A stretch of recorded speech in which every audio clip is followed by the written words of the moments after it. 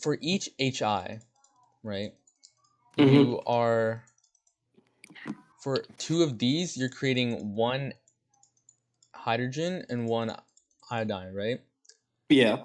So what's happening is that the rate that this is going away is going to be double Mm-hmm. that of the rate of this one, right? So because this is double that of these, right? If you're finding Yeah. an overall rate of the reaction, what happens is that Mm-hmm. if you take half of this rate, it'll be the same as this, right? So the rate of the reaction are in the terms of a coefficient of 1. So in Mm-hmm. terms of coefficient of 1. What does that mean? Mm-hmm. So if we're thinking about the reaction as a whole, you have 2HI yielding H2 plus I2. So let's say that my rate of my reaction is I don't know, 20 molar per second, right? Mm-hmm. What this is telling me is that the rate of appearance for this one is 20 molars per second. 20 molar per second. The rate of appearance for this one is also 20 molar per second. So what is the rate of appearance for this one?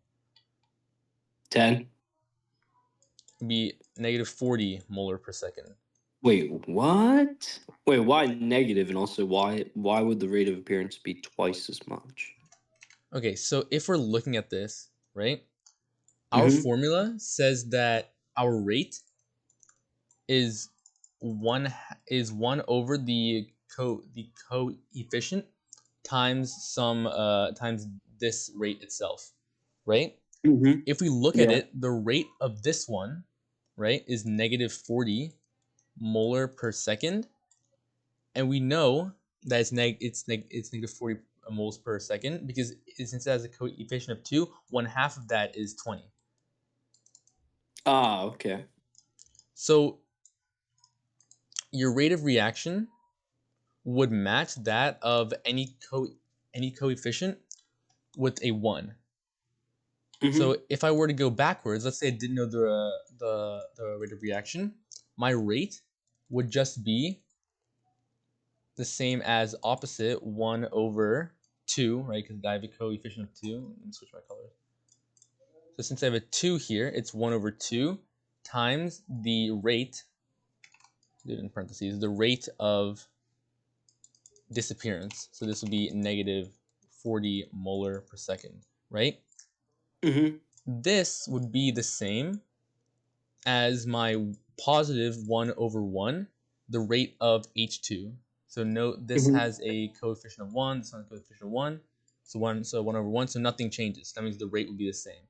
So Mm-hmm. 20 per second is equal to 1 over 1, 20 molar per second, right? Yeah. Yeah.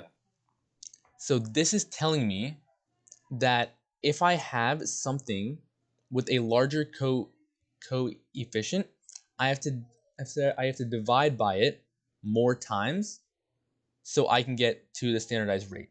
So let's say this was, I don't know, like a 12. That means this is 12 times faster in magnitude compared to your one coefficient. So to standardize the rate of the reaction to the first coefficient, I would have to divide by the coefficient, so 1 over 12. But yeah, if this was 240, then this would also have to be 240, and then it would match up with this. Yeah. Okay, so that's the best way I can explain it. As for why it's negative, note that rates are almost always written positive, but it's good to have this negative sign because whenever you're losing something, you're Mm-hmm. you're like losing Molarity of concentration per reaction. second, right? So Yeah. it's like negative, and whenever you're gaining, it'll be positive. So that's why if you look to the slides, you can see that the ones on the left have a negative out front, and the ones on the right have a positive out front. So if Okay. I'm looking at the relative rates of reaction between Mm-hmm. these two, so let's say I have I want this color. So I have 203 yields 302. My overall rate of my reaction is going to be half whatever the rate of reaction of this is.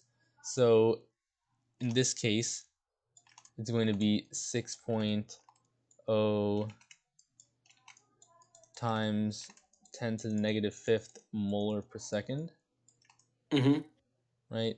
Well, no, this is the rate of appearance of O2. So in that case, what should my number on the bottom here be? Your number on the bottom here should be 1/3. 1/3, right? Yeah. And then this should equal what? 2.0 times 10 to the negative fifth. Yeah, so you can say 2.0 times 10 to the negative fifth molar per second. And then if I Mm-hmm. know that my rate of reaction is equal to, if I'm doing it in terms of my O3, what number would I put out here? It'd be 1/2 4.0 times 10 to the negative fifth, right? Yeah, so if I'm solving for the rate of this, let this be my unknown x. This has to equal this, 2.0 times 10 to the negative fifth molar per second. It's good to know that since this is appearing, right, and Mm-hmm. this is disappearing, you want to put a negative here. Yeah. So now, if these two are the same, I can multiply by negative 2 on both sides. So I take this, multiply by negative 2. I mean, this will cancel out. That means the rate of disappearance would be negative 4.0 times 10 to the negative fifth molar per second. Okay. And that makes sense, right? Because we are standardizing both of them to the first coefficient by using this 1/3 and 1/2. And Mm-hmm. to the first coefficient, it'll be 2. So to the second, Yeah. it'll be 4. To the third, it'll be 6. And our negatives and our positives match up for ones that are disappearing and ones that are appearing.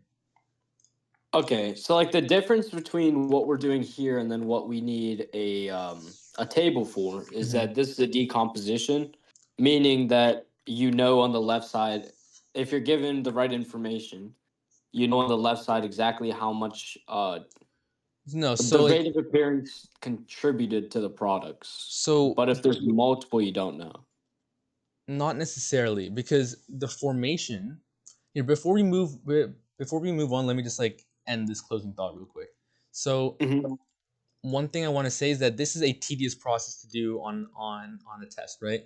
So Yeah. instead, what we're gonna do is we have to identify that all we're doing is we're taking our concentration of our O2 at some point, so it'll be 6.0 times 10 to the negative fifth molar per second.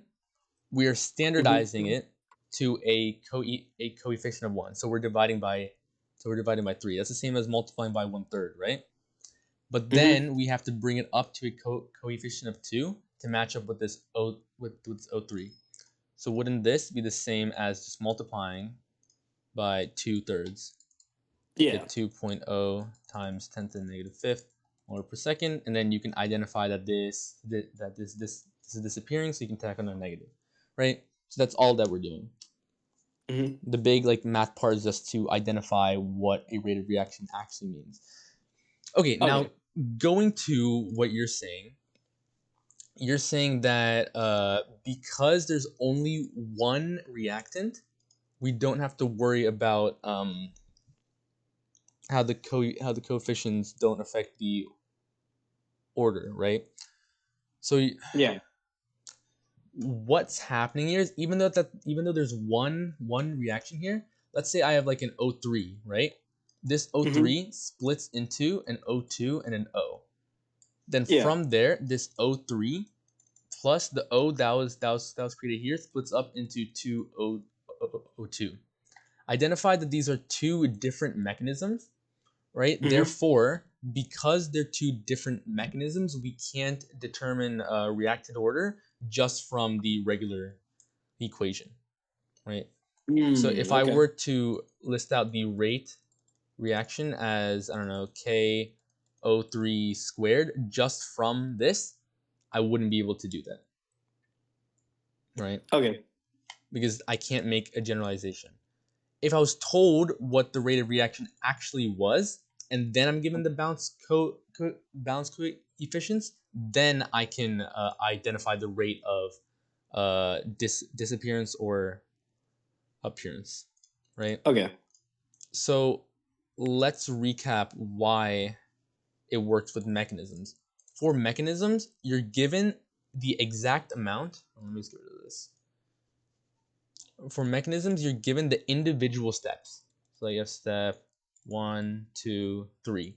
From these steps, right, you know exactly what 1, 2, maybe 3 molecules are combining, and therefore only they will affect what's happening in the actual reaction. So you have to do it experimentally if you're given just the equation, right?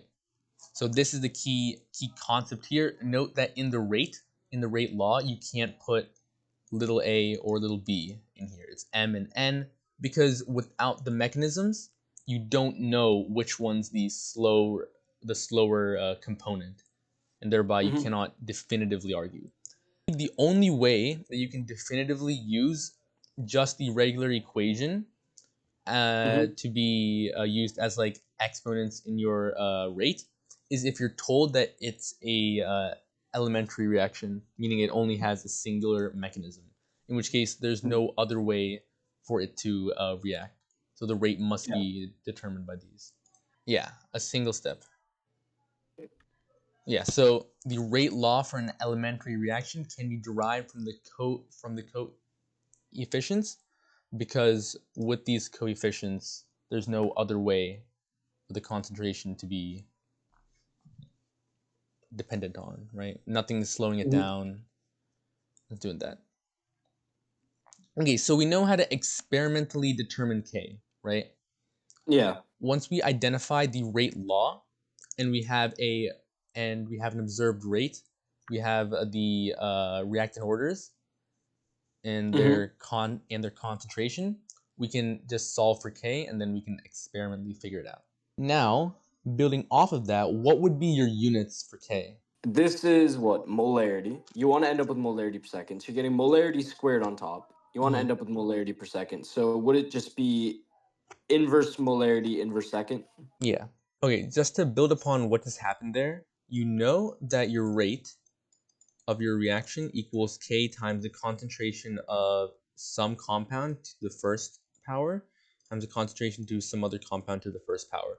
So at the end of the day, you know that your rate of your reaction, if you're counting your amount as in terms of molarity, you'll have molarity per second, if second is your time, equals K times the concentration of this would be in molarity. The concentration of this would also be in molarity. So the two ways that you can think about this is, well, if I want to get one big M over one S, the units of K have to be 1 over ms. So then 1m cancels, and then you're left with 1m over 1s. Another way that you can do it, a mathematical way, is that you can just say m over s equals k times m squared. So if you divide both sides by k, you're getting m over s times 1 over m squared equals the units for k. The cancel, k is just inverse m inverse s. So that's the recommended way instead of just thinking about it in your head because you're more prone to making mistakes when you're thinking about it in your head.